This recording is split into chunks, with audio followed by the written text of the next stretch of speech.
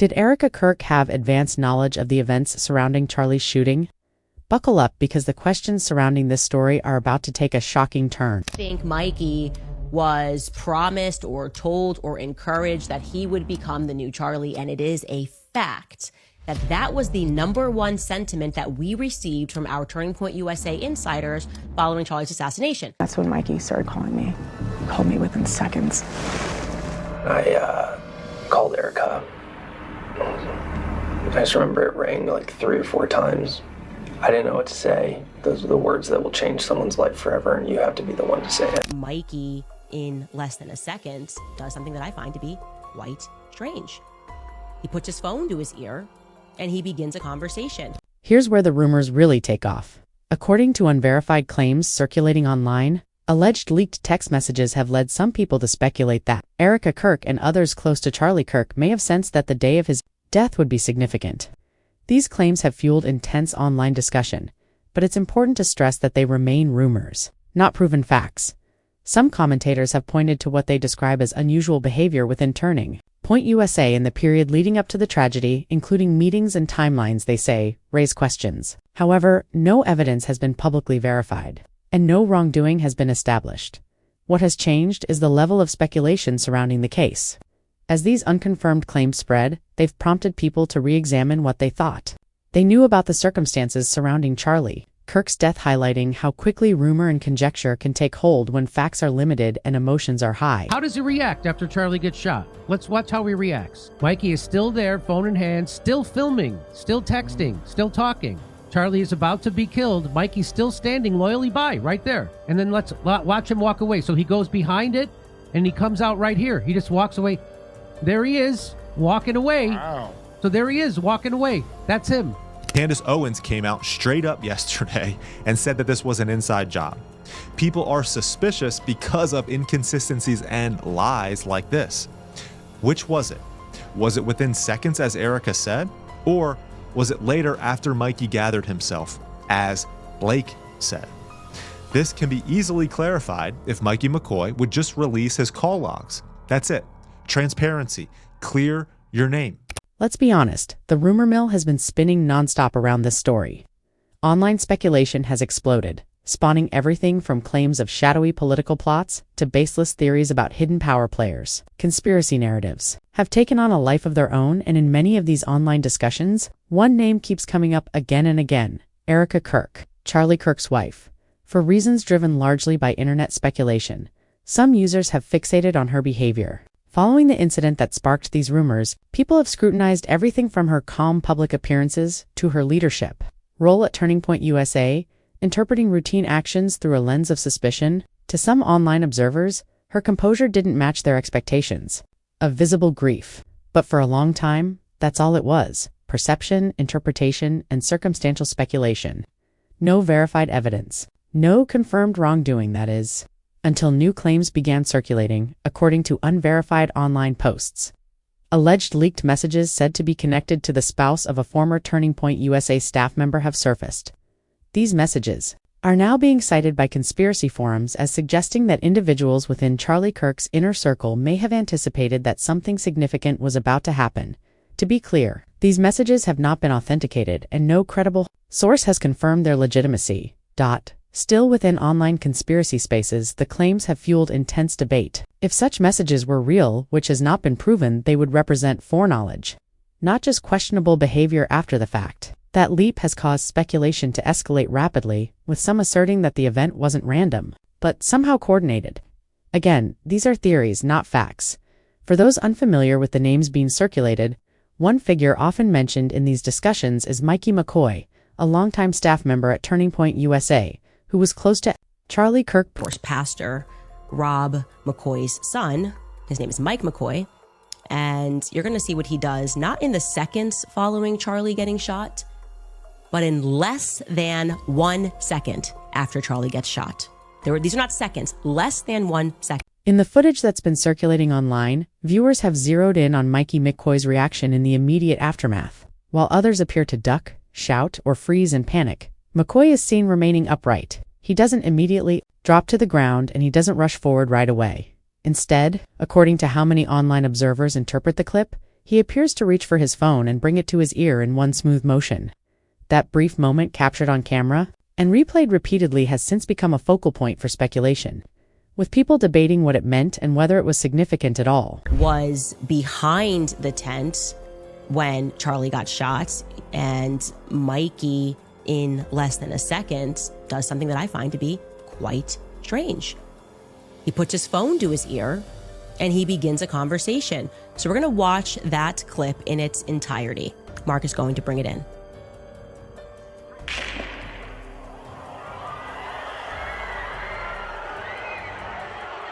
Here's the detail that many online commentators say shifts the moment from merely strange to deeply debated. According to unverified claims circulating on social media, individuals who say they conducted a digital timing analysis of the video argue that Micky McCoy appears to bring his phone to his ear in under a second after the sound of the gunshot, roughly a fraction of a second by their estimate. Based on that interpretation, some online observers speculate that the call may have already been active since there wouldn't have been enough time to unlock the phone, locate a contact, and dial. However, it's important to note that no independent forensic authority has confirmed this analysis.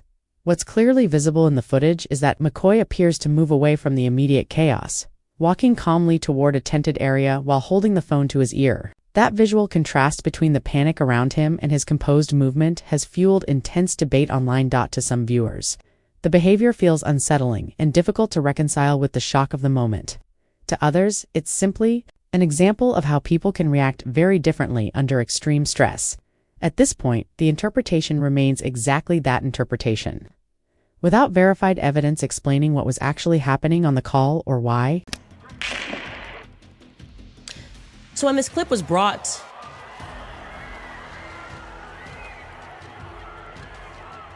there we go, we're tracking that. Yeah, when the clip was brought to my attention, I obviously have a file, I have a big folder of files of every angle, and I decided to track Mikey from every angle available to see, like, maybe we just missed it, and he did at some point put that phone down, dial a number, speed dial, hold down one, I don't know. Maybe we missed it. Because that seems automatic, right? 0.834, that seems pretty quick. And no, he doesn't do that. We even have him in front of Charlie's car. When Charlie is brought to the car, the waiting car rather, he is still on the phone. What intensified the backlash, however, was the response from Turning Point USA and its supporters in the days that followed. A coordinated wave of public statements emerged, praising Micky McCoy, describing him as amazing, brilliant, and even heroic. Almost immediately, critics began asking the same question. Heroic? For what, exactly? To many observers online, the praise felt disproportionate to what was visible in the footage, rather than reading as organic gratitude. It struck them as deliberate messaging, repeated, emphatic, and uniform. The language raised eyebrows. Some felt it resembled a carefully constructed narrative, one designed to frame McCoy as a hero at a time when the raw video circulating online seemed to tell a far more complicated story, whether intentional or not. That contrast only fueled suspicion. The more the praise was amplified, the more people questioned why it was necessary in the first place. Justin's the CFO, chief financial officer, and Mikey's the chief of staff. And I'm watching, the minute Charlie was shot, he called me, says, "Dad, Charlie's been shot in the neck. Please call every pastor and pray." I said, "Okay, son." He has wits about him. He was just directing. He had blood all over him. And two things I want you to remember here. You may have caught that, but he said, "I was watching." And the minute Charlie got shot, he called, and Micky McCoy says to his dad, "Charlie's been shot, pray for him." He says the minute, maybe he's being a little hyperbolic. We're going to find out. I'd certainly like to find out. But he stops himself. He says, "I was watching." Watching what exactly? What were you watching? I wouldn't remember that. It's rubbing me the wrong way. And this is where the story shifts from merely suspicious to genuinely baffling. Because now, there's a direct contradiction, and it's a major one. Erika Kirk, Charlie's widow, stated in a Fox News interview that Micky McCoy called her within seconds of the shooting. On the surface, that claim appears to line up perfectly with the viral footage. Viewers saw Mickey with his phone already pressed to his ear almost immediately after the gunshots rang out. The timing seems to match. But that alignment is exactly what's raising eyebrows. Because when you slow the footage down and examine it closely, the question isn't whether Mickey was on a call, it's how he could have been on that call so fast. And that's where the mystery deepens. You find out Charlie had been shot. Was at my mom's doctor's appointment. I have my phone and I see the video come in of him flinging out the hats. And I said, Mom, look, it started. So we saw the hats being flung. I put my phone down and it was on silent, so I had no reason to look back at it. I moved my mom, I went back to grab my phone, and that's when Mickey started calling me. He called me within seconds. I called Erika. I just remember it rang like 3 or 4 times. I didn't know what to say. Those are the words that will change someone's life forever, and you have to be the one to say it. But then comes a completely different version of events, this time from inside Turning Point USA itself. The organization's executive producer, Andrew Kvet, publicly contradicted that narrative. According to him, Micky McCoy wasn't on a call at all. Kvet claimed that what viewers were seeing wasn't a phone conversation, but shock. He said Mickey was simply holding his phone to his ear as a reflexive response, stunned by the sudden gunfire and loud noise. In his account, there was no call, just a moment of shell shock caught on camera. And that contradiction only deepened the confusion. Because now, 2 explanations exist for the same moment on tape, and they can't both be true. Video allegations here is that they think they're alleging that he was on the phone immediately. He was not. He was taking social videos, which he would send to our group chat, which we would then put on Charlie's social while the event was happening, so you could see like the crowd come in or his interactions. And we were only 2 questions into this event, so he was still getting it out to all the chats he needed to do, which he did at every event. He turns around, and it was so blaringly loud, I'm told. You would know this better than I, but this is what I'm told. It was so blaringly loud, and he was so shell-shocked, he put his fingers in his ear, but his phone was still in his hand. He walks away. Let's be absolutely clear about where things stand. We now have 2 official accounts coming from the same circle, and they directly contradict each other. Either Erika Kirk is telling the truth about that critical phone call, or Turning Point USA is. There's no middle ground here. This isn't a small discrepancy. It's a fundamental conflict over a key moment tied to the aftermath of the shooting. And for many observers, the most troubling part is what hasn't happened. Micky McCoy has not released his call logs to definitively settle the question. That silence alone has fueled even more speculation. But the story doesn't stop there, it deepens. Just weeks before the shooting, the McCoys and the Kirks reportedly took their first family vacation together. During that trip, Mickey and his wife Eliza were said to be filming extensive behind-the-scenes footage of Charlie Kirk and his family, intimate, personal moments, including Charlie walking with Erika and their children. Candace Owens later highlighted this, asking the question many were already thinking: why was so much of this private family time being documented? To some, it looked less like a casual vacation record and more like deliberate documentation. The timing only added to the unease. Just 4 days before Charlie's death, Mickey was again filming him during a trip to Korea. That footage has since been described as the last known video of Charlie Kirk alive. Which raises an uncomfortable question: was this simply coincidence, or something more calculated? Then the narrative took a darker turn. According to online claims, an anonymous account, believed by some to be connected to Micky McCoy's wife, released screenshots and audio clips allegedly taken from a private group chat. The group reportedly included Mickey, several high-ranking figures within the organization, and someone identified only as EK. The messages, if authentic, were deeply unsettling. They referenced preparation, staying calm if it happens, rehearsals, keeping cameras rolling, and claims that Erika already knows. The implication suggested coordination rather than chaos, but again, these materials remain unverified. Soon after, an audio clip circulated featuring a woman's shaky voice, allegedly saying she could no longer stay silent and that this wasn't an accident. Within hours, the account sharing the material vanished. Profiles went private. The posts disappeared.